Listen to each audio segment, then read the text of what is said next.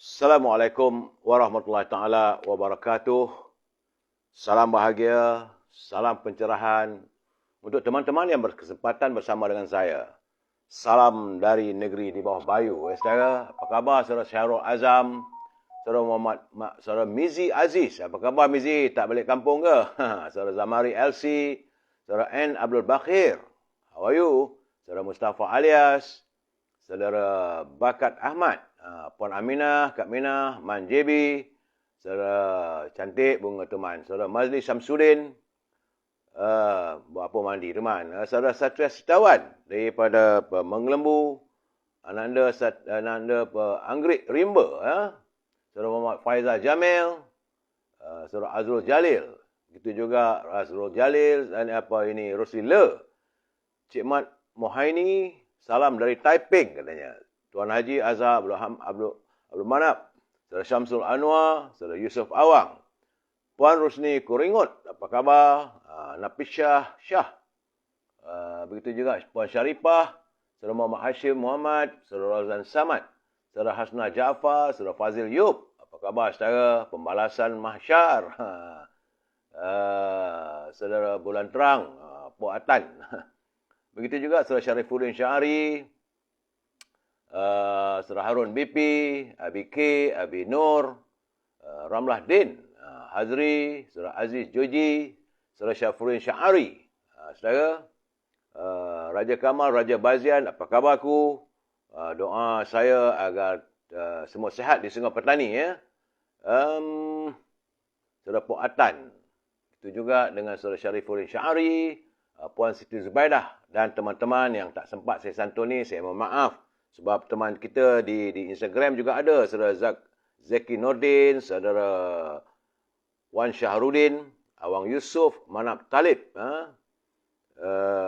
Teman-teman semua jangan lupa like, share dan subscribe. Bukan hanya di Facebook, begitu juga di Instagram. Saudara Manap Talib, saudara Yauman Waras, saudara Super Kamsi, saudara Hamzadin, saudara Azizi Muhsin, Noremi, Hazrul Aidil, Rosli Hassan dan yang lain-lainnya. Saudara, minta maaflah kalau saya tak sempat santuni satu persatu. InsyaAllah, usai pencerahan ini akan saya cuba santuni. Saudara Openg, saudara Mat Adrin, saudara Alia, saudara Puan Syarifah Hafifah. Baik, saudara. Saya harus memberi laporan sebab semalam saya mengadakan siaran bersama dengan Profesor Aidin daripada live kawan lain, jadi saya tak boleh memberi pencerahan apa yang berlaku pada negara kita. Tapi hari ini saya perlu menyatakan bahawa hasil usaha saudara Jamil Idris bersama dengan saudara Rio daripada Universiti Melaya, mereka mengantarkan kiriman kepada saya berhubung dengan kedudukan COVID. Hari ini hari Jumaat, saudara, 26 hari bulan Ogos, merupakan hari yang ke-888 COVID-19 melanda negara kita. Dan ada peningkatan. Kemarin ada 2,636 tapi semalam 3,206. Dan jumlah terkumpul sudah pun mencecah 4,764,394 warga kita yang dijangkiti oleh virus corona. Bagaimanapun hasil usaha Kementerian Kesihatan, 4,694,041 orang berjaya dipulihkan. Dan semua kematian semalam adalah 8 orang, saudara. Saya melihat terdapat peningkatan jangkitan di 7 negeri dan susut di 9 negeri, saudara. Selangor naik balik, saudara, kepada 1,092 daripada 751 kemarin. Wilayah Persekutuan juga meningkat. Kemarin 231 tapi semalam naik 583. Sabah juga terus meningkat kepada 293. Perak susut tapi angkanya 236. Negeri Sembilan meningkat 186. Johor susut kepada 104. Kedah juga susut pada 110. Melaka naik 114. Dan Sarawak susut kepada 119. Itulah saja. Lain-lain negeri masih lagi bertahan di bawah 100 jangkitan, saudara. Baik, saudara, kita terus masuk. Tak ada e-commerce sebab sepanjang saya berada di Sabah ini, saya terus masuk dalam segmen naluri kehidupan, saudara. Sebenarnya, saudara, sabar itu dari segi bahasanya membawa arti menahan perasaan. Tapi dari segi praktikalnya pula, sabar berarti menahan atau mengekang diri daripada rasa keluh kesah dan sedih dalam menghadapi sesuatu yang tidak disukai. Lawan kepada sifat sabar adalah sedih dan keluh kesah. Saudara, sabar itu cukup indah sebenarnya. Tetapi di manakah keindahan sabar ini? Bukankah untuk sabar itu begitu sukar? Sebenarnya, saudara, bukan mudah untuk kita tersenyum ketika saat kita ditimpa musibah. Dan bukan mudah pula untuk ceria saat kita menapak di jalan Allah, ketika kebenaran yang pahit ingin kita tegakkan, dan saat kemaksiatan yang manis itu kepada pandangan orang yang ingin kita tinggalkan. Apakah kita mampu tersenyum? Jadi, mengapa yang sukar, pahit dan pedih itu dikatakan indah? Jadi, untuk mendapatkan jawapannya, kita harus melihat bagaimana kehidupan Rasulullah SAW sebagaimana yang diriwayatkan, saudara, bahawa baginda wajahnya sentiasa gemilang dengan senyuman. Langkahnya sentiasa yakin dan tenang. Air mukanya sangat menyenangkan sehingga tidak kelihatan walau sedikit pun tanda-tanda pembohongan. Sabar yang baik lagi indah dapat dinikmati apabila hati tenang, lapang dan tenteram. Apabila kita hanya mengadu kepada pencipta kita, Allah SWT, saat kita berdepan dengan ujian dunia. Jadi mungkin hati yang seperti itu belum kita miliki, namun itulah hati yang menjadi idaman dan perjuangan kita untuk mendapatkannya. Semoga kita terus bersabar dalam mendidik diri untuk memiliki kesabaran yang indah, kerana kita yakin keindahan bukan hanya ada di hujung jalan, tapi ada di sepanjang jalan. Jalan menuju sabar yang indah itu pun adalah keindahan, saudara. Baik, saudara, itulah naluri kehidupan sebagai peringatan saudara Yusuf Sulaiman, Puan Norzila, saudara Azli, saudara Manman, Cik Pa Matno, Puan Ramlah Din. Jadi sabar itu sebaik-baik sikap yang harus kita warisi dan kita lakukan, saudara. Baik, saudara, kita masuk segmen Mutiara Kata. Dalam segmen Mutiara Kata ini, menurut sahabat saya, Cikgu Ibil, hidup ini seringkali kita berada dalam penantian.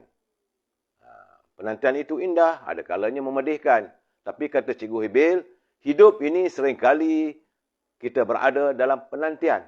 Kita menunggu waktu untuk solat dan menunggu juga waktu untuk kita disembahyangkan. Oleh itu, saudara, ingatlah bahawa kita sebenarnya tinggal di dunia ini hanya sekadar berada di alam penantian, saudara. Tidak lebih daripada itu. Oleh itu, sentiasalah kita taat, tawaduk dan melakukan apa saja kebaikan. Jangan sesekali kita mengundang musibah, jangan sekali kita mengundang permusuhan sesama insan. Soal saudara nak berpolitik pun berpolitiklah, tetapi berpolitiklah cara yang disarankan, iaitu untuk memperjuangkan sesuatu demi agama, bangsa dan tanah air, saudara. Itu saja yang harapan saya, sebab itu saya sentiasa memberi pencerahan. Walaupun di mana saya berada, ada peluang, insya-Allah, mungkin malam besok saya terpaksa menyiarkan ataupun mengadakan pencerahan lebih awal kerana mengikut jadual penerbangan saya pulang kembali ke Kuala Lumpur sekitar jam 9 malam. Jadi saya mungkin membuat pencerahan itu jam 8 malam ataupun 7.30 malam. Saudara, kalau yang mana tak berkesempatan, boleh tengok di YouTube ataupun Instagram yang direkodkan. Saya akan membuat pencerahan sekitar jam 7.30 ke 8 malam besok, sementara menanti penerbangan saya pulang ke Kuala Lumpur. Baik, saudara, dalam keadaan begitu, saya sentiasa akan memberi peringatan kepada pimpinan negara agar negara jangan berbelanja tanpa had. Kerana kita bimbang, kalau pimpinan negara berbelanja tanpa had, maka negara kita akan menuju ke arah kemuflisan. Ini sekadar peringatan saja, saudara. Baik, saudara, bicara dari bawah bayu kali ini, hari ini bertajuk Esok Penuh Debaran. Apa yang saya maksudkan, apa yang ingin saya nyatakan, sabar dulu, bertenang, saudara. Kita santun dulu pantun Pak Nazil. Menurut Pak Nazil, pengawas sekolah baru dilantik, orangnya lampai, ada gaya. Berpada-padalah pemimpin berpolitik. Jangan sampai rakyat meloya. Itu pesanan Pak Nazir pada pemimpin politik. Berpada-padalah berpolitik, jangan sampai rakyat merasa meloya. Meloya itu bagi saya lenjan lah, menyampah. Pak Nazir juga mengingatkan, katanya menyidai lampin sambil ketawa. Ingatkan tuala terlupa sakan. Ramai pemimpin punya wibawa. Jangan pula sengaja dilupakan. Sakan tu maksudnya bersungguh-sungguh, saudara. Jadi maksud Pak Nazir, ada juga pemimpin yang ada berwibawa. Jangan kita tolak terus mereka. Terima kasih Pak Nazir atas kiriman pantun yang bagi saya begitu berarti, saudara. Gedung ilmu kita sambung malam lusa. Besok pun tak boleh juga nak sebut gedung ilmu. Saudara, kerana dalam suasana hari ini, masa itu sentiasa mencemburui kita, saudara. Baik. Saya mendapat kiriman daripada Met Malaysia. Itu Jabatan Meteorologi Malaysia. Kabarnya di Kuala Lumpur dan juga di negeri di Semenanjung. Saudara, ribut petir berlaku. Ada hantaran kiriman dalam Facebook yang saya nampak. Ada juga kawasan yang dipanah petir. Tempat letak kereta pun ada. Bagaimanapun, untuk malam ini, saudara, bahawa Jabatan Meteorologi Malaysia hari ini mengeluarkan kenyataan amaran bahawa cuaca ribut petir dijangka melanda beberapa kawasan bermula 9 malam ini. Kalau tak ada jam 9, mungkin jam 10.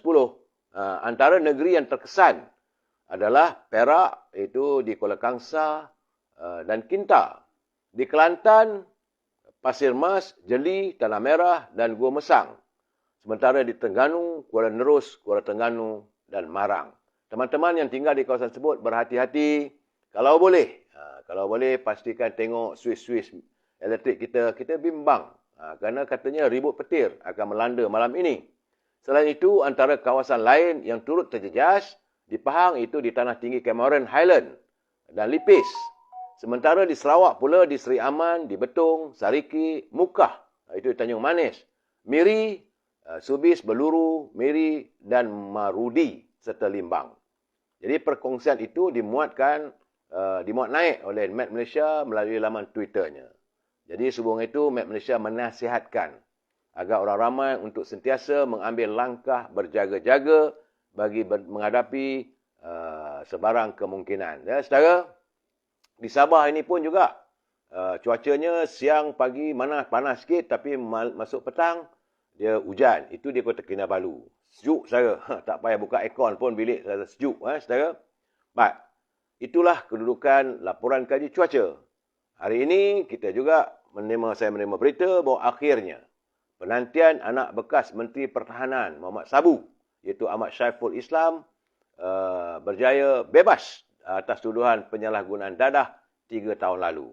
Ini adalah berikutan keputusan sebulat suara oleh 3 panel hakim Mahkamah Rayuan yang diketuai oleh Kamarudin Mat Said yang menolak rayuan pihak pendakwaan selaku perayu bagi mengenepikan keputusan Hakim Mahkamah Tinggi berhubung pembebasan Ahmad Saiful berusia 34 tahun. Mahkamah telah mempertimbangkan hujah kedua-dua pihak dan akhirnya Mahkamah tidak bersetuju dengan pihak pendakwaan bahawa Hakim Mahkamah Tinggi telah tersalah arah ataupun terkhilaf dari segi fakta dan undang-undang kerana membenarkan rayuan Ahmad Saiful itu untuk dibebaskan. Itulah keadaan, saudara.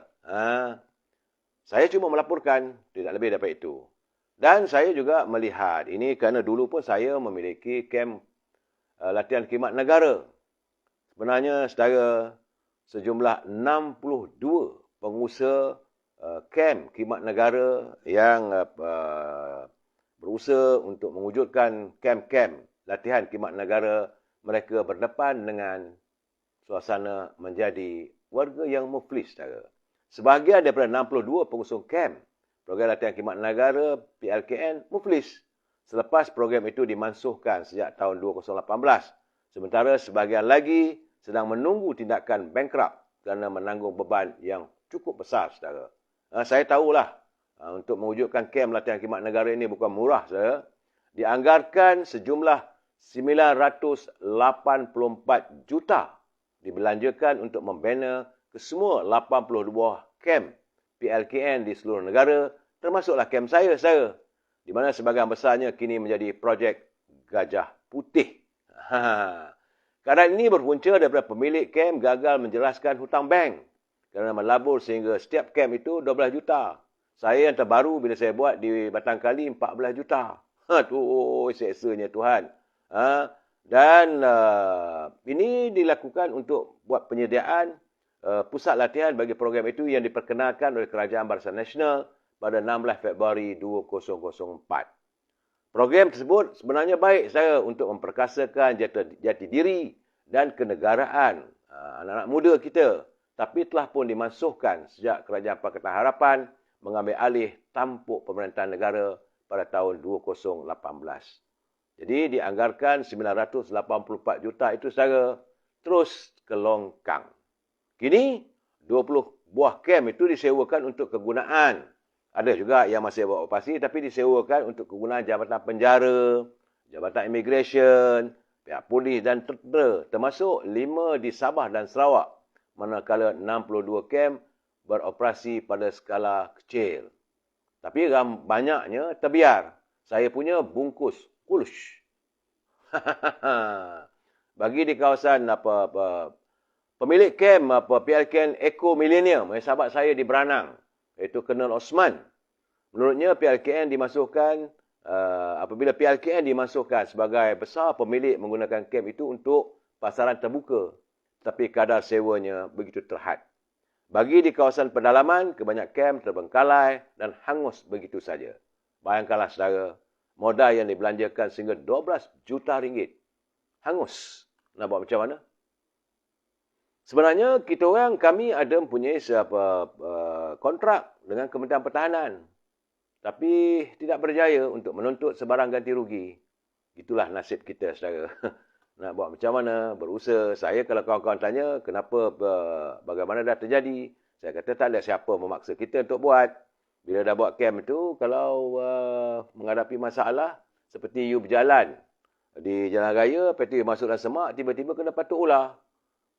Nasib baiklah kita masih hidup. Itulah saya mengharapkan teman-teman saya sebagai camp operator di seluruh negara, bertabahlah, bersabarlah saudara. Sebab saya pernah menjadi presiden pengusaha-pengusaha camp se-Malaysia. Saya tahu sangatlah. Untung tak seberapa, akhirnya sekarang ni terdedah untuk menjadi calon muflis. Apa nak buat saudara? Baik saudara. Saya agak menarik kenyataan terbuka oleh Peguam Datuk Seri Zahid, Datuk Seri Najib, iaitu mantan menteri di Jabatan Perdana Menteri, iaitu Datuk Zahid Ibrahim. Menurutnya, itu secara terbuka, saudara, dia menyatakan bahawa sepanjang bila berbincang dengan Datuk Seri Najib, ini nak bagi tahu supaya orang faham, jelas ya, Datuk Seri Najib tidak pernah meminta beliau atau sesiapa maupun kerajaan campur tangan dalam penghakiman pembicaraannya. Jauh sekali mahu UMNO menggunakan campur tangan politik. Itu kenyataan daripada Peguam Datuk Seri Najib sendiri. Cuma, jadi apa yang diharapkan oleh Datuk Seri Najib adalah perbicaraan itu biarlah seadilnya. Berilah keadilan kepada beliau untuk membela diri. Itu saja. Tidak mahu ada campur tangan sesiapa, malahan jauh sekali kerajaan untuk membebaskan beliau maupun UMNO. Jadi sebab itu, besok, menurut saudara Datuk Zahid Ibrahim, beliau mengharapkan agar warga UMNO yang akan bersidang apabila mendengar taklimat Yang Berhormat Datuk Seri Zahid Hamidi selaku Presiden Parti besok, seharusnya mendengar dan menghayati dengan baik. Jangan mencetuskan suasana yang tidak diingani. Jangan kita mencabar wibawa mahkamah dan sebagainya. Kerana Datuk Seri Najib sendiri tidak pernah meminta Datuk Ismail Sabri campur tangan dalam penghakiman kesnya. Apa yang diharapkan oleh Najib adalah beliau diadili dengan sewajarnya. Dan perjuangan Datuk Seri Najib masih diteruskan di mahkamah mengikut lunas-lunas perundangan. Oleh itu, kita warga UMNO bersamalah kita doakan kesihatannya dan keluarganya dan mereka agar tabah menghadapi undang-undang dan janganlah dijadikan Dewan Merdeka sebagai tempat melepas geram kepada seseorang. Itu peringatan pada saudara Datuk Zahid Ibrahim. Saudara, kerana kita dengar macam-macam cerita sekarang ni. Mereka mahu mengadu dombakan dalam UMNO. Warga UMNO harus berhati-hati dalam keadaan begini. Sebab itu, laporan media yang mengatakan kononnya ada kata 2, ada kata 4 dan sebagainya, bahawa Presiden UMNO menekan Perdana Menteri, semua itu adalah palsu. Saya banyak dihubungi oleh teman-teman bertanya bagaimana mesyuarat Biro Politik. Saya katakan Biro Politik membincangkan soal politik. Ya, tapi tidak ada tekanan yang bukan-bukan. Semua laporan itu hanya sekadar berasaskan sumber. Tidak ada sebarang kenyataan resmi daripada Sisat Agung. Jadi semata-mata media, sama ada media sosial maupun media arus perdana. Itu yang saya hairankan bagaimana media arus perdana juga mahu mensensasikan cerita-cerita yang tidak sepatutnya dijadikan asas untuk dijadikan laporan berita. Malahan secara butiran perbincangan dalam mesyuarat seharusnya rahsia. Tak sepatutnya didedah pada umum. Sebagai pemegang jawatan, ini menurut kepada Ketua Penerangan, kami sebagai Ketua Pemegang Jawatan, kami tidak boleh membocorkan butiran semata-mata untuk mahu menjadi reporter part-time. Tapi dalam hal itu, menurut saudara Ketua Penerangan UMNO, saudara Syaril katanya tidak ada sebarang kebenaran dalam dakwaan bahawa Biro Politik mendesak atau memberi amaran kepada Perdana Menteri. Apatah lagi kononnya menyentuh soal mahu memecat Perdana Menteri. Melainkan sepatutnya sebarang kenyataan itu harus resmi. Sebarang kenyataan lain, apatah lagi yang memetik sumber, tidak boleh disifatkan sebagai benar. Kerana adanya agenda pihak-pihak tertentu untuk memecah belahkan UMNO atau menggambarkan seolah-olah kepimpinan UMNO bergaduh. Itu keadaan secara. Sebab itu adanya dakwaan kononnya Perdana Menteri Datuk Ismail Sabri ditekan dalam mesyuarat Biro Politik pada hari Rabu yang lalu adalah cubaan untuk memecah belahkan kepimpinan UMNO. Itu disahkan oleh Naib Presiden Datuk Seri Muhammad Mahathir Khalid kerana katanya ada pihak luar sengaja mengambil kesempatan menggunakan perkembangan terbaru dalam parti untuk meraih kelebihan politik dan mensasarkan Datuk Ismail Sabri itu sebagai sasarannya. Tak ada katanya. Semua itu bohong. Itu semua adalah buat-buat saja. Beliau turut menafikan kata 2 yang diberikan kepada Perdana Menteri. Itu katanya, saudara.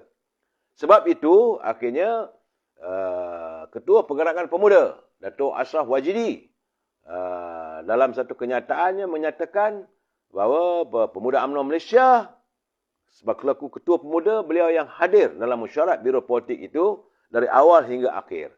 Apa yang dilaporkan oleh Malaysia kini, kononnya mesyuarat memberi kata 2 kepada Perdana Menteri sama ada untuk membubarkan Parlimen atau dipecat adalah fitnah dan berniat jahat untuk mencipta persepsi negatif di kalangan terhadap UMNO. Jadi beliau telah menghubungi Yang Berhormat Presiden dan berbincang dengan Peguam UMNO untuk memulakan tindakan saman ke atas Malaysia kini dan Awani hari ini. Begitu juga kepada Awani yang turut membuat berita fitnah tempoh hari. Kononnya, mesyuarat ketua-ketua bahagian UMNO ada mendesak Perdana Menteri campur tangan dalam keputusan Mahkamah Persekutuan berkenaan SRC.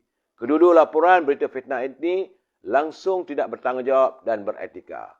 Malaysia kini dan Awani seharusnya mendapatkan atau memetik sumber yang sahih, bukan hanya sekadar menyatakan sumber dalaman yang tidak berasas hingga mencetuskan persepsi negatif.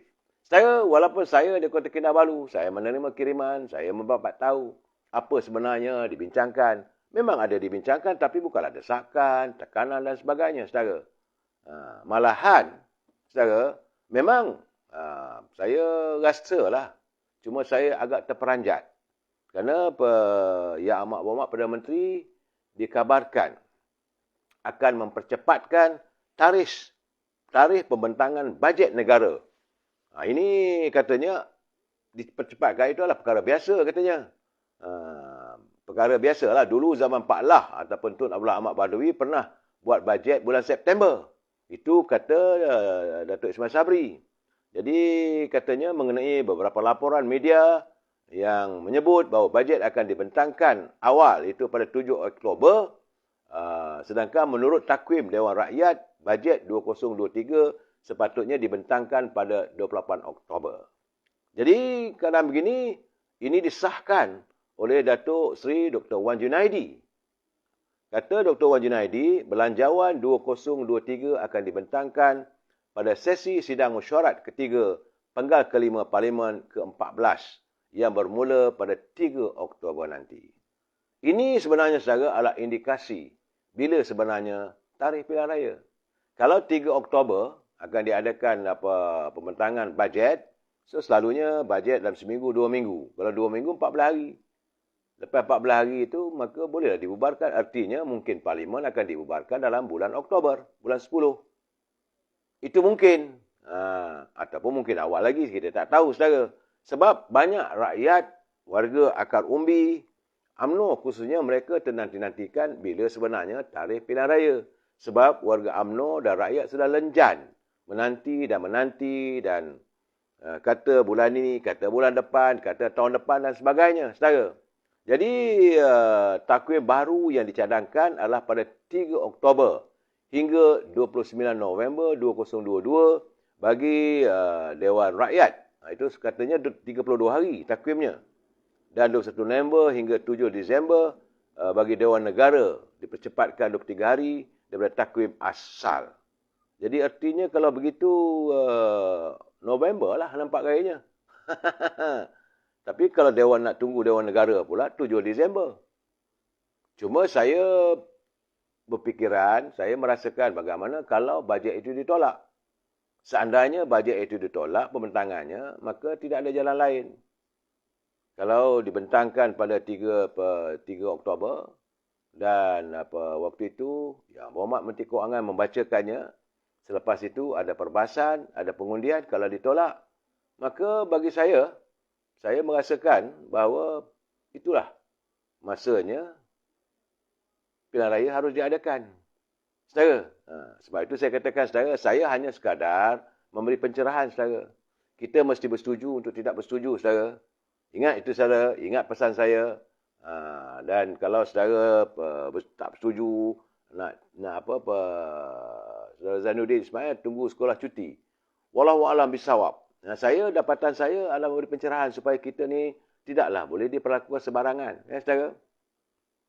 Walau bagaimanapun saudara, menurut Yang Berhormat Presiden UMNO, Datuk Seri Zahid Hamidi, beliau menyatakan bahawa dalam apa keadaan UMNO bergerak ke depan dan beliau mengharapkan jangan diberi sebarang ruang kepada pembangkang untuk memporak-perandakan parti UMNO. Itu kenyataan daripada Presiden UMNO.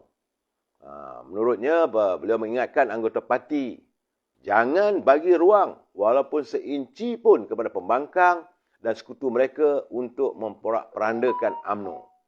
UMNO bukanlah parti nyamuk yang baru ditubuhkan, malah usianya kini melebihi 76 tahun. Ini bermakna UMNO ada tradisinya, UMNO ada sejarahnya, UMNO ada kesinambungan dalam negara. Saudara, patah tumbuh hilang berganti. Kata Datuk Zahid, sekali air bah, sekali partai berubah. UMNO sentiasa diuji, zaman berzaman. Ramai yang keluar parti dalam sejarah yang panjang. Ada yang memilih menentang UMNO selepas itu, saudara. Namun, UMNO tetap teguh. Walaupun badai politik bergelora. Kerana itu beliau mengajak kita melihat sejarah dan tradisi UMNO secara meluas. Yang panjang, yang banyak hikmah dan kebijaksanaan sejarah. Mereka yang memilih keluar parti dan menentang UMNO, hayat politik mereka sangat pendek. Mereka umpama percikan bunga api. Namun, hanya seketika saja. Di mana mereka akhirnya menjadi ahli politik yang kecewa dan berdengus penuh emosi. Oh, sedap juga Presiden UMNO bercakap ni ya saudara. Akhirnya UMNO juga tetap hidup malah segar. Dan terus diyakini rakyat. Walaupun usaha untuk memperlekehkan UMNO sentiasa ada. Yang penting, UMNO sentiasa bergerak ke depan.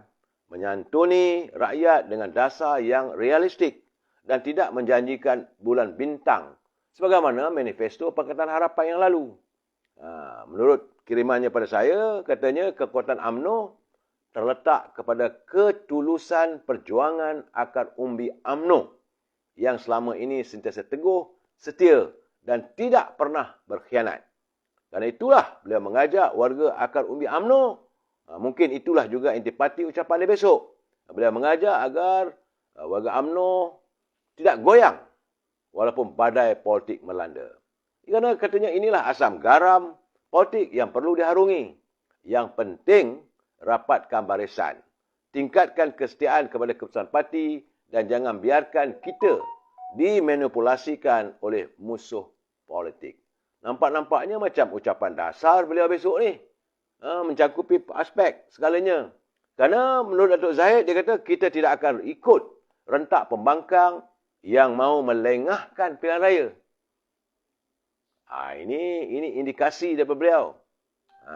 Pembangkang mahu melengahkan agar PRU 15 ini dilanjutkan supaya mereka dapat menyusun strategi ataupun memperbagaikan propaganda serta menambah serangan politik terhadap UMNO. Jadi katanya kita dalam arus politik perdana sangat faham akan gelagat mereka. Itulah kenyataan oleh Presiden UMNO merangkap pengurusi Barisan Nasional. Saya berkeyakinan Saudara Ron Chew atuk kluster mahkamah, one down another to go. Bagi saya tak apalah. Kita tak mahu terjebak dalam percaturan. Kononnya ini berlaku, ini akan berlaku. Saudara, bagi saya lah. Yang penting sebenarnya, warga akar umbi UMNO ini sepatutnya Yang Amat Perdana Menteri menghayati.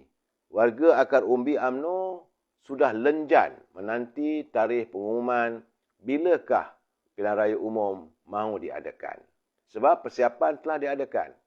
Pimpinan Ketua Pengarah sebagai pengurusi pengarah pilihan raya UMNO, Datuk Muhammad Haji Hassan, selaku sebagai timbalan Presiden UMNO, telah pun menjelajah ke seluruh negara. Saudara Isa Asmi bukan lengah tapi taktik. Boleh jadi, sebab dulu pun Perdana Menteri terdahulu pun dia tak cerita bila tahu-tahu mungkin ada snap election. Besar kemungkinan saya tak boleh nak nyatakan. Besok kena hayati baris bait demi bait apa yang dilontarkan oleh Presiden UMNO. Dan paling penting juga besok kita kena dengar apa yang dilontarkan oleh para perwakilan yang hadir. Kabarnya besok penuhlah Dewan Merdeka. Kerana untuk menghayati dan mendengar amanat penting daripada Presiden. Saudara jangan lupa, UMNO sekarang ini sedang berada, kalau diibaratkan seperti badai, semalam saya dah bercakap, ia sedang menghadapi gelombang. Ataupun bahtera UMNO ini sedang berhadapan dengan badai yang terlalu mengganas di lautan penuh bergelora. Tapi yakinlah saudara, saya berkeyakinan, nakoda kapal UMNO bersama pimpinan-pimpinan yang lain, mereka tidak pernah lari atau mengalihkan haluan bahtera UMNO untuk berpatah ke belakang. Tidak sama sekali. Sekali kaki melangkah, UMNO akan terus ke hadapan. Biar badai merompoh, biar angin taupan melanda, UMNO terus. Sebab kita dah biasa kalah. Apa ada masalah pun, saudara? Tidak ada masalah. Hari ini, saudara, ini saya nak bagi tahu sebab hari terakhir, saya dah bertemu dengan ramai pemimpin-pemimpin politik di Sabah. Saya bertemu daripada teman-teman daripada kalangan DAP, daripada kalangan-kalangan daripada Parti Warisan, teman-teman daripada PBM di sini, saudara. Teman-teman daripada UMNO khususnya. Dan inilah dapatan saya. Pertemuan saya dengan beberapa tokoh politik Sabah, mereka menyatakan dalam pilihan raya umum yang akan diumumkan oleh Perdana Menteri yang akan mendatang ini, ternyata, saudara, saya minta maaf, kawan-kawan mungkin marah kat saya, tapi sebab saya katakan, kita mesti bersetuju untuk tidak bersetuju. Ini dapatan saya. Saya bukan mahu berkempen, tidak. Ini dapatan saya. Katanya bahawa Parti Keadilan masih sukar untuk menembusi tembok keyakinan warga Sabah. Meskipun pimpinan utama dari Kristina Liu telah ditukarkan kepada orang lain. Jadi saya bertanya, kenapa? Kerana mereka masih, warga Sabah masih beranggapan bahawa Parti Keadilan ini adalah parti yang reformasi memperjuangkan untuk seseorang. Dan ia diwujudkan di Kuala Lumpur. Jadi pada rakyat Sabah, mereka merasakan mereka mahukan parti yang terasas di bumi Sabah. Itu persoalan tentang kedudukan Parti Keadilan. Jadi saya bertanya, berapa kursi boleh dapat? Dia kata nak dapat satu kursi pun dalam keadaan hari ini amat sukar. Tambah-tambah lagi bila melihat prestasi waktu pilihan raya negeri Sabah itu hari, bagaimana Parti Keadilan cuma dapat 2 kursi saja. Ini bukan kata saya, saudara. Ini kata ahli politik di Sabah. Jadi untuk mendapatkan kursi parlimen amat sukar. Kemudian bila saya bertanya macam mana dengan PAS? Dia kata janganlah buang masa macam mana kata saudara Musli Oli. Saya jangan lupa hari pertama saya ada di Sabah, saya berjumpa dengan saudara Musli Oli, pengkritik dan penganalisa politik Sabah. Dia bercakap terus terang, dia kata bahawa untuk PAS amatlah sukar untuk mendapat walaupun satu kursi. Usahkan kursi parlimen, kursi Dewan Negeri pun tak boleh dapat. Bagaimana pula dengan Pejuang? Yang dipimpin oleh Dr. Mahathir. Dia kata Pejuang memang terus mengelunsur. Tidak ada cawangan pun Pejuang di Sabah ini. Dan bagaimana dengan Amanah? Kerana Amanah dia hubung kait dengan Parti Keadilan dan DAP dalam kemah besar mereka Pakatan Harapan. Dan menurut teman-teman di kalangan orang politik di Sabah, mereka mengatakan juga tidak ada harapan. Artinya PAS, Parti Pejuang, Amanah langsung tidak mempunyai sebarang potensi yang mampu untuk menggamit yakin rakyat Sabah. Ini saya memberitahu laporan kepada saudara. Kemudian bagaimana pula dengan Parti PBM yang mewujudkan gagasan gabungan Parti Sabah. Adanya di situ STAR, saudara, Parti PBS dan sebagainya. Jadi menurut mereka, meskipun tampuk pimpinan utama Sabah diterajui oleh Parti Pribumi Bersatu Malaysia dengan Datuk Seri Utama Haji G, namun katanya ia dilihat semakin goyah. Jadi saya kata kenapa? Kenapa boleh jadi begitu? Kerana mereka ada kemenangan dapat 13 kursi masa pertanding Dewan Negeri tadi. Kerana katanya bahawa banyak persoalan yang gagal ditangani berhubung soal kehidupan rakyat. Sebagai Ketua Menteri, mereka melihat Datuk Seri Haji G dan pimpinannya, kabinetnya gagal menangani masalah yang dialami ataupun dihadapi oleh rakyat tentang kenaikan harga barang. Begitu juga dengan persoalan rupanya di Sabah ni masalah tanah, saudara. Masalah tempat tinggal ramai. Terutama di Kota Kinabalu ni rupanya bukan satu tempat. Banyak tempat setinggan. Bukankah sifar. Satu kawasan pun belum dapat selesaikan. Mengakibatkan kawasan-kawasan di luar, pesisiran kota Kinabalu ini banyak kawasan setinggan. Ini tidak mampu diselesaikan. Itu kata mereka, bukan kata saya, dapatan saya, saudara. Dan saya tanya lagi, rakyat Sabah juga melihat bahawa Parti Pribumi Bersatu ini seolah tidak jujur. Kerana kebanyakan menteri-menteri yang dilantik dalam kabinet Haji G, walaupun bersama dengan UMNO, kebanyakan menteri-menteri dari UMNO itu, seterang mereka mengatakan, mereka bagi kawasan menteri-menteri cap ayam. Kecuali Datuk Seri Bong Mokhtar saja, selaku Timbalan Ketua Menteri dan diangkat sebagai menjaga portfolio Menteri Kerja Raya. Itu sajalah. Jadi, kementerian yang boleh memberi faedah pada warga Sabah ini tidak ada pada calon-calon ataupun menteri daripada UMNO. Jadi, rakyat Sabah melihat. Begitu juga masa rupanya mereka masih lagi menyimpan kisah silam bagaimana penubuhan kabinet di Sabah ini berantakan dan mereka mengatakan rakyat Sabah menerima keputusan Parti Warisan kalah dan sebagainya, tetapi apabila ditubuhkan kerajaan yang baru, Parti PBM ini bukanlah majoriti, yang majoritinya UMNO. Sudahlah tidak diberi jawatan sebagai Ketua Menteri, malahan kementerian-kementerian yang disediakan untuk calon daripada atau ahli Dewan Negeri daripada UMNO, satu-satu mereka mengatakan cap ayam. Ini gambaran mereka, saudara. Ekonomi masih pudar, kata mereka. Banyak isu yang tidak ditangani secara tuntas. Dan saya bertanya pula, bagaimana kedudukan warisan yang tewas dalam pilihan raya negeri?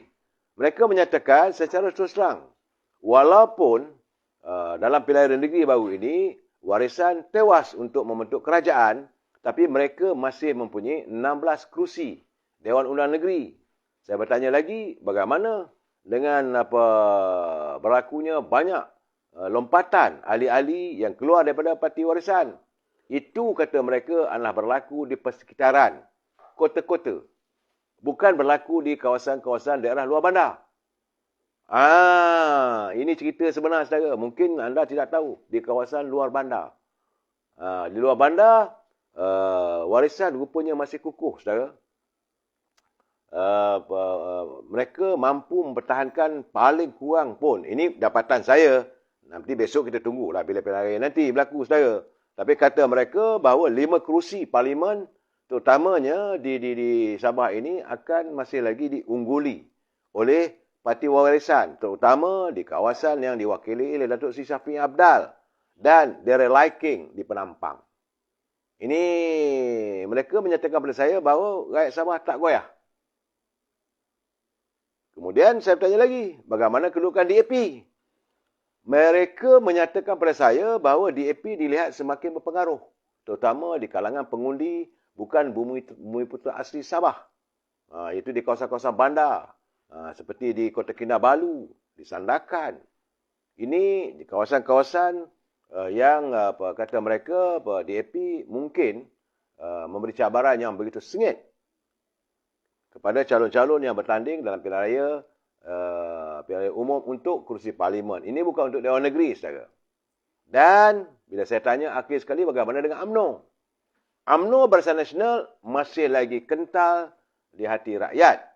Tetapi permasalahannya, UMNO harus menjelaskan apa yang dimaksudkan dengan otonomi.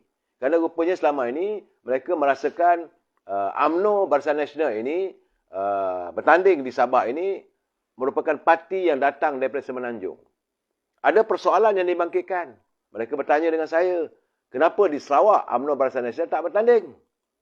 Tidak ada seorang calon pun daripada parti UMNO atau Barisan Nasional bertanding di Sarawak. Jadi kenapa tidak berlaku begitu di Sabah?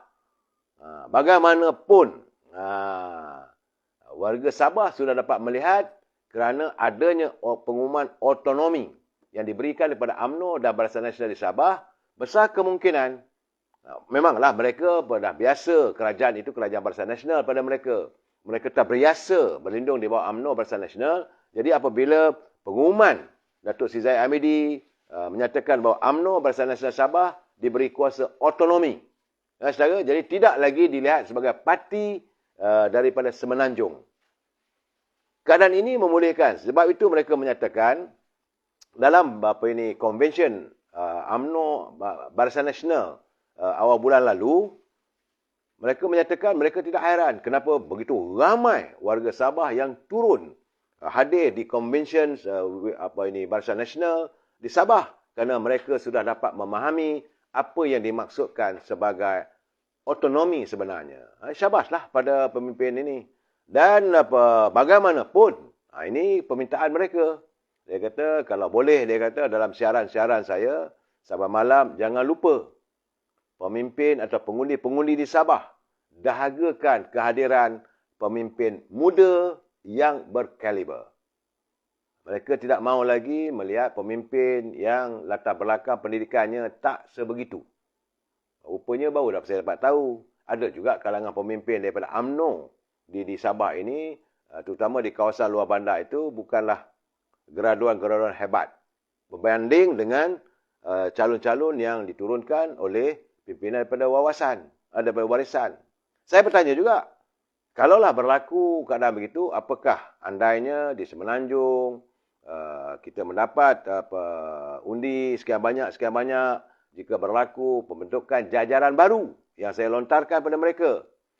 Sabah tidak ada masalah untuk bertaut dengan UMNO Barisan Nasional, asalkan UMNO Barisan Nasional terus dominan sebagai parti majoriti di kalangan minoriti. Jangan marah saya, saudara. Jangan marah saya sebab ini kenyataan mereka. Kerana ternyata autonomi yang diberi memang dilihat. So, saya bertanya mereka kenapa dibangkitkan persoalan tentang apa... I will call you back. I'm live now. Persoalan kenapa ada pemimpin-pemimpin khususnya warisan yang membangkitkan tentang perjanjian 1963. Pertama sekali mereka mengatakan bahawa rupanya mereka menuntut supaya kerusi parlimen itu hendaklah diberi yang diambil daripada sewaktu pembentukan kerajaan Malaysia dahulu. Kita ada 4S. Semenanjung, Singapura, Sabah dan Sarawak. Apabila Singapura keluar daripada gagasan Malaysia, so sejumlah 11 kerusi yang diberi kepada Singapura itu rupanya diberikan kepada calon-calon untuk di Semenanjung. Ini yang mereka tuntut sebenarnya, berilah balik pada Sabah dan Sarawak. Sekarang hari ini Sarawak ada 32 kerusi dan di Sabah 26. Kami menuntut yang itu, 31 dengan 26. Kami mahu itu, Pak. Katanya. Itu satu. Yang kedua, kalau itu diberi, itu tidak ada masalah. Apakah isu royalti minyak? Bukan royalti minyak. Yang dituntut adalah dalam perjanjian 1963 adalah percukaian. Hasil percukaian di Sabah ini, dalam tuntutan ada sejumlah persentage yang sepatutnya dipulangkan balik pada Sabah. Katanya. Okeylah kalau begitu saya kata. Mungkin pilihan raya akan datang. Kalau UMNO Barisan Nasional Semenanjung, benda ini tidak ada masalah pun untuk diberikan. Jadi apakah ini kerana royalti? Tidak, dia kata. Royalti memanglah pimpinan politik Sabah mereka marah. Katanya pemberian sejumlah 5% royalti itu bukan diputuskan oleh Sabah. Ia diputuskan oleh Tun Rahman Yaakob. Beliau adalah orang Sarawak. Sarawak nak 5%, biarlah mereka. Kami Sabah mau lebih, bah. Itu gambaran saya harus melaporkan dapatan saya. Tapi mereka mengharapkan. Bila saya menjelaskan bagaimana kedudukan di Sabah dan di Sarawak ini, kerajaan pusat, itu Putrajaya, banyak menghabiskan wang untuk mengawal keselamatan. Pasukan polis, pasukan tentera, kapal terbang, mengawal seluruh kepulauan apa semua itu memakan kos yang terlalu tinggi. Ya, kami tahu yang itu. Tapi bangunkanlah. Sebagaimana yang janjikan, kami perlukan sekolah. Sabah memerlukan sekolah yang okey untuk rakyat kami. Sabah juga memerlukan hospital. Dulu dia katanya, dulu Datuk Seri Najib ada bikin itu, Pak. Itu hospital pusat rawatan Rumah Sakit Satu Malaysia. Sudah enggak ada sekarang ini. Itu tuntutan mereka. Saya mengharapkan pimpinan di Kuala Lumpur dapat menghayati apa yang saya lontarkan ini kalau insya-Allah Barisan Nasional kembali dominan dalam senario politik selepas pilihan raya umum nanti. Inilah permohonan-permohonan yang diperlukan. Sepatutnya kalau nak berkempen di Sabah pun inilah isu-isunya. Kami mahu terus kekal dalam Malaysia, Pak. Kita bersedara. Ramai orang Sabah ini kahwin dengan orang Semenanjung, Pak. Benar. Sebab itu pimpinan warisan pun isterinya orang Semenanjung. Itu keadaan. Saya jangan marah sebab saya harus melaporkan dapatan saya. Saudara. Cuma usai di Sabah, saya agak ketawa juga menatap kenyataan daripada Mukris. Selaku Presiden Parti Pejuang. Di Sabah memang tidak ada. Kalau kata Musli Oli, buat habis air liu saya nak bercakap soal pejuang ini. Tapi saya tengok Presiden Parti Pejuang, Datuk Mukris Mahathir mendedahkan. Katanya Presiden Persatu Tan Sri Muhyiddin didakwa cuba mengatur gerakan untuk kembali menjadi Perdana Menteri buat kali kedua. Menerusi strategi kemah besar. Jelaslah ni. Ini bukan kenyataan saya. Ini kenyataan Mukris. Menurutnya, Tan Sri Muhyiddin berhasrat menggabungkan Perikatan Nasional dengan Pakatan Harapan PH serta beberapa parti lain seperti Pejuang, Parti Warisan di Sabah ini, serta Parti Ikatan Demokratik Malaysia, Parti Muda. Itu gambarannya. Tetapi bila saya berbual dengan pemimpin politik di Sabah, mereka tidak mahu, bah. Tidak perlu ada kemah-kemah besar, bah. Kami mahu terus kita bertanding sahabat anak jantan, bah. Parti dari, sebenarnya saya bertanya bagaimana dengan pandangan bahawa warisan mau bertanding di Kuala Lumpur. Itu kita tidak setujulah. Tapi sebenarnya nak bagi tahu di Kuala Lumpur. Kalau Kuala Lumpur boleh hantar menentukan calon-calon UMNO di sini, kita juga mau letak calon di sana. Tapi lepas ini tidak ada, bah. Tidak ada. Saya gelak, saya ketawa bila mereka menyatakan UMNO Barisan Nasional tidak meletakkan calon di Sarawak. Kenapa ada di Sabah? Tapi bila kita menjelaskan bahawa sekarang ini UMNO diberi otonomi, bahawa parti ini saudara Asri Yusof tak boleh begitu. Jangan begitu saudara. Saudara jangan mengapi-apikan, tak baik saudara. Tidak ada niat di hati warga Sabah untuk melakukan ataupun melanggar perjanjian. Yang mereka mahu adalah keadilan tentang tuntutannya ialah tentang kedudukan kerusi. Janganlah adanya parti dominan di Semenanjung itu dilihat diktik ataupun mempengaruhi kedudukan calon-calon dan parti politik yang ada di Sabah ini. Itu saja. Saya hairan juga kenapa, apa sebenarnya. Bila setelah saya berada di Sabah ini, dalam tempoh 5 hari, 6 hari ini, barulah saya boleh memahami apa sebenarnya tuntutan 163 itu.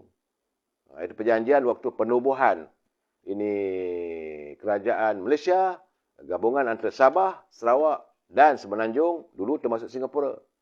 Dan benarlah, sebagai teman-teman saya mengatakan, di Sabah ini dulu, pada zaman British dulu, British ataupun penjajah yang menjajah Sabah ini dulu, dari barat, mereka tidak mengutamakan tentang pertanian. Yang dilakukan oleh penjajah di Sabah, hanya sekadar memunggah keluar kayu-kayu balak daripada Sabah ini untuk dibawa ke Eropah.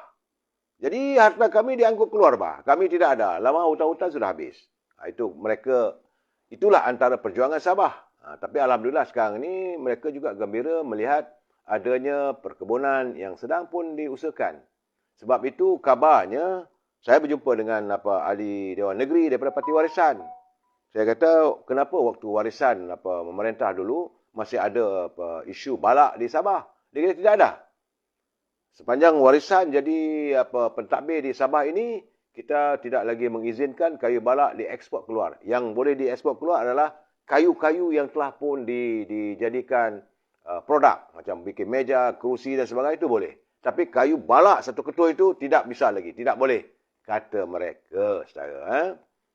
Saya dalam keadaan begini, berbalik pada pejuang, saya ketawalah bila Mukris menjelaskan begitu. Bila saya lontar pada mereka, dia kata, biarlah. Tidak salah, bah, dalam politik untuk berangan. Apakah angan-angan itu akan menjadi? Di Sabah ini, sama ada pejuang, PBM. Kami nampak, kita minta kalau boleh PBM itu, Parti Pribumi, Perikatan Nasional itu, teruslah bersama pejuang. Mudah untuk kami kerja, bah. Itu teman daripada Parti Warisan. Bila saya bertanya pula dengan Parti DAP, dia tepuk tangan. Well done. Tanya dengan warga UMNO, senyum-senyum. Biarlah mereka. Dan kita dalam pilihan raya akan datang, kalau 3 parti ke 4 parti itu, insya-Allah. Itu gambarannya, saudara. Sebab kalau kata Mukris, kononnya inilah jajaran baru mereka, saya nampak. Okey, saudara. Itu berhubung dengan Parti Pejuang. Saya juga mendapat kenyataan berita berhubung tentang adanya ahli jawatankuasa pusat PAS yang beliau menzahirkan bahawa beliau tidak yakin bahawa Datuk Najib bersalah. Saya terkejut. Jadi AJK PAS pusat iaitu Saudara Dr. Muhammad Zudi Marzuki. Beliau merupakan sisa politik kepada Tuan Ibrahim Tuan Man. Sebab dia mengatakan bahawa PAS bertegas bahawa dirinya belum yakin sepenuhnya bahawa mantan Perdana Menteri itu bersalah seperti yang didakwa. Itu pandangan peribadinya yang disuarakan oleh Dr. Muhammad Zudi, terutama dengan keberanian Datuk Seri Najib melakukan sumpah mubahalah sedangkan ia bukan sebahagian daripada proses perundangan. Sebab itu kata Dr. Muhammad Zudi, saya yakin sekiranya transformasi ini tidak berlaku, negara kurang berupaya untuk menghadapi COVID. Justru apapun juga keputusan dijatuhkan mahkamah, masyarakat Malaysia, terutamanya umat Islam, perlu terus bersatu padu untuk membangunkan negara. Malah katanya Datuk Seri Najib juga memainkan peranan besar dalam buka jalan. Jadi nampak gayanya mereka bukanlah meyakini 100%. Tapi proses mahkamah itu harus berjalan sebagaimana diminta. Secara. Satu lagi apa yang saya dapat ya. Cuma yang saya terkejut satu saja. Ini masuk hari yang ketiga, keempat rasanya Datuk Seri Najib berada di penjara. Apabila saya melihat satu kenyataan bahawa peguam daripada England, iaitu Jonathan Lidlaw, dia merayu kepada Mahkamah Persekutuan berhubung keputusan Mahkamah Tinggi yang tidak membenarkan permohonannya untuk mewakili Datuk Seri Najib pada rayuan akhirnya sebagaimana diputuskan. Lidlaw memfailkan notis rayuan semalam, kemarin dululah ya saudara, melalui peguam cara Tuan Syafiq & Co. Jadi peguam negara Tan Sri Idrus Harun, pendakwa raya bagi kes SRC, Badan Peguam dan Jawatankuasa Peguam Kuala Lumpur yang membantah permohonan Lidlaw yang sudah pun dimaklumkan. Jadi menurut peguam Bastian Pius Bendargon yang mewakili Badan Peguam mengesahkan perkembangan terbaru itu benar berlaku. Jadi tidak jelas. Saya heran apa sebenarnya yang mau acuan apabila Lidlaw mau mengumumkan rayuan. Memandangkan panel 5 hakim Mahkamah Persekutuan yang telah bersidang telah pun memutuskan bahawa kes Datuk Najib dah tidak ada lagi. Tapi bila dia buat rayuan, apakah mereka, sebab itu saya katakan ini juga mungkinlah. Mungkin mereka akan melakukan judicial review. Itu keadaannya, saudara. Jadi, saya tengok, saya pun tak habis lagi lah nampak gayanya. Saya belum usai sepenuhnya. Kerana pada 21 Julai, Hakim Mahkamah Tinggi Ahmad Kamal Mat Syahid memutuskan Lidlaw yang juga peguam diraja Queen Council tidak memenuhi syarat untuk diterima sebagai ad hoc seperti yang diperuntukkan dalam Akta Profesi Guaman. Dia kata Lidlaw tidak mempunyai kelayakan khas dan pengalamannya yang tidak memiliki peguam tempatan.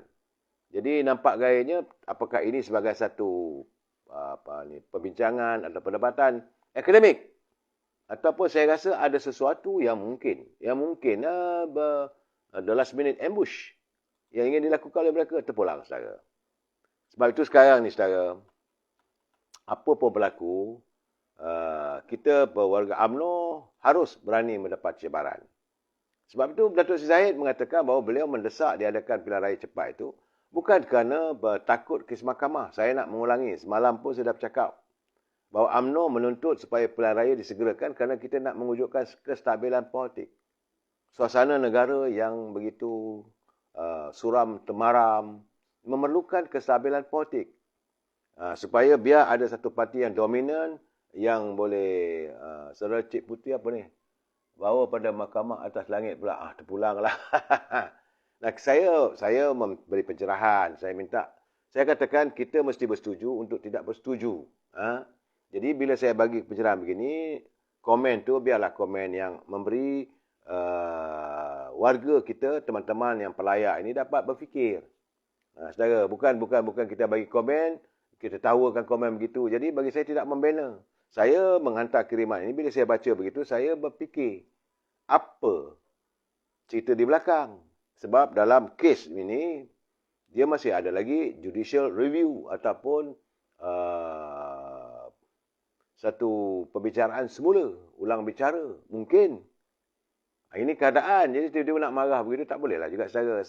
Bagi mereka, sebab itu saya kata, bagi mereka yang suka, sebab itu saya tak maulah jelaskan berapa ramai yang membuat petition, supaya ada daripada bersih, menganjurkan supaya petition, jangan dia beri pengampunan pada Datuk Najib. Satu lagi petition pula tu, mohon pengampunan diraja. So bagi saya, kenapa perlu kita campur tangan masalah ni? Kita biarkan. Let the law take its course. Kalau kita berlapang dada, Kenapa tidak warga kita tidak mahu berlapang dada? UMNO sentiasa menghormati keluhuran, perlembagaan dan undang-undang. Jadi janganlah sikap kita tak ada mewujudkan demonstrasi.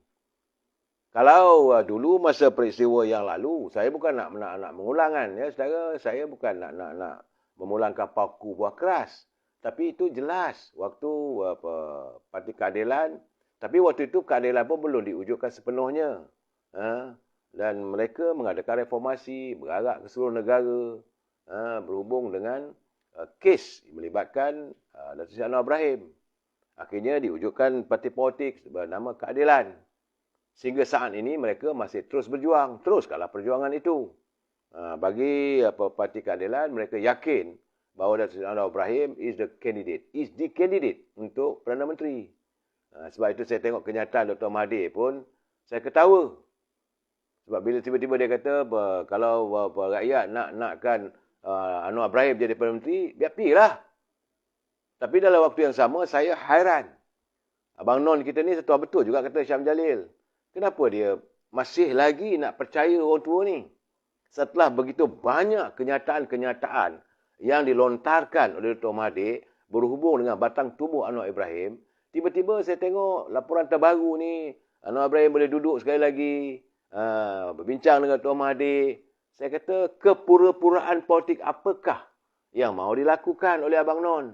Atau beliau tak serik lagi ke? Dah kena tipu. Ini bukan kali pertama. Ini mungkin kali ketiga.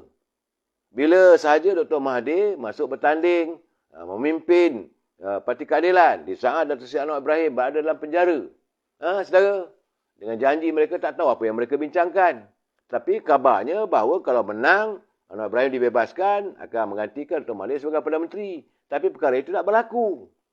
Jadi Bang Non ni nak kena tipu apa kali? Sudahlah waktu jadi Timbalan Perdana Menteri dulu pun sama juga. Saya masih ingat lagi saya. Waktu itu saya dalam pergerakan pemuda. Ucapan Dr. Mahathir, bila wartawan bertanya macam mana pandangan Datuk Seri. Bagi saya, pengganti saya tak ada orang lain. Anwar Ibrahim lah. Dialah pengganti saya, dia timbalan. Tetapi akhirnya, tak sampai 5 hari, berdemuk. Kena tangkap. Berdemuk, dipecat. So, mana nak percaya lagi pada Dr. Mahathir? Terpulanglah. Kemudian, bila Datuk Seri Anwar Ibrahim dalam penjara, hadir pembicaraan di mahkamah, Dr. Mahathir jumpa. Sanggup berjumpa. Bermaaf-maafan lah kononnya. Oh, warga Keadilan dengan lapang dada menerima kehadiran Dr. Mahathir. Sokong. Akhirnya, sekali lagi kena. Betul, dia membebaskan. Membuat mohon pengampunan daripada Pertuan Agong. Tapi setakat itu sajalah. Dan kali ini, sekali lagi. Dan saya heran kenapa mereka membenci UMNO. Sedangkan UMNO tak adalah nak attack Datuk Seri Anwar Ibrahim. Ini perlu dipikirkan sejujurnya. Kita sambung lagi malam esok. Wabillahi taufiq wa hidayah. Assalamualaikum warahmatullahi wabarakatuh. Selamat malam.